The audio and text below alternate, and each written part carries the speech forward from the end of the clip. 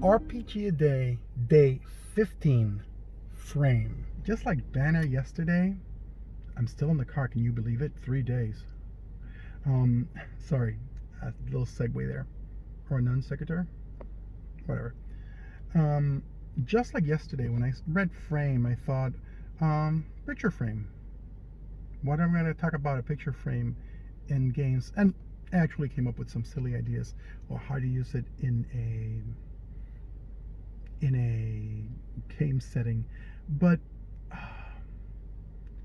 the frame as a concept of how we frame our games, how we present our games, can also be a wonderful aspect of our hobby. I think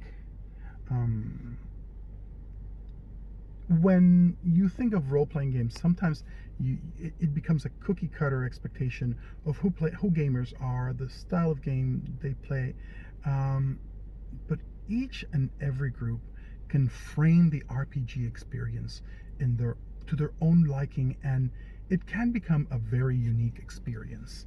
And I think embracing that framing is great, but also sharing it clearly when you're gaming with other people.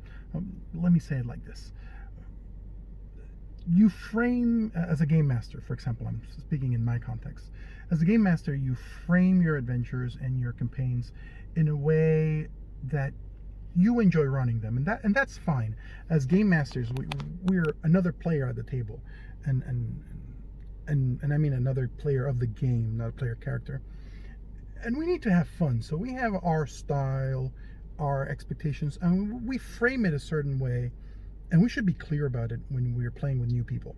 I have the luxury of playing with a group of people I've known for a long time. Many of them were my friends before we game together, or some became my friends through gaming, but we're very close. So, and there's some players that have arrived in recent years. One player started about 6 months ago with us, but I've known him since the 90s. So this is not a stranger. So when he sits at the table, he's got references to the framing of my adventure, the way I run adventures, from other friends that play with me.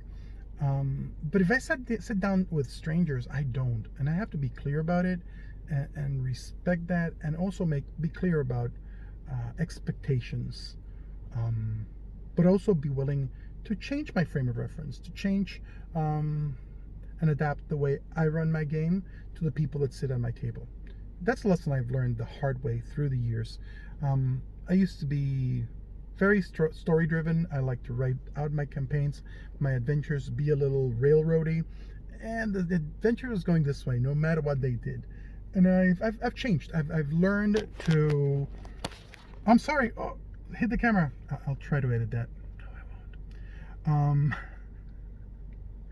This is almost like therapy. I'm sorry. I've learned to craft my adventures around the players.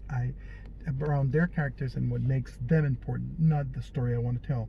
That's the way I changed the framing of my adventures, how I ran them as a game master. So I think it's important. There can be a change in your frame of mind, and if you sit down to role play with new people, share your frame of reference, share them, and be willing to adapt to them. It's all about respect and respecting expectations and being respectful of others at the table.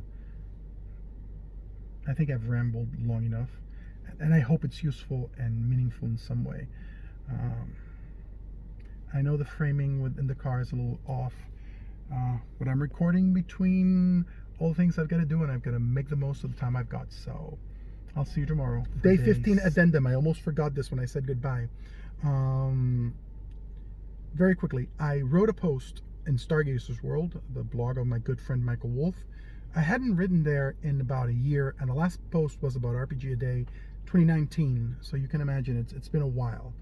But I wrote this post about what I'm doing here, the videos I'm recording, but I also shared 15 plot hooks or adventure ideas for the first 15 days. So that may be of interest to you. I'm going to put the link to the blog in the comments below this video. So if you're interested, go over there and see the blog post I wrote in Stargazer's World. And now I'm done. See you tomorrow.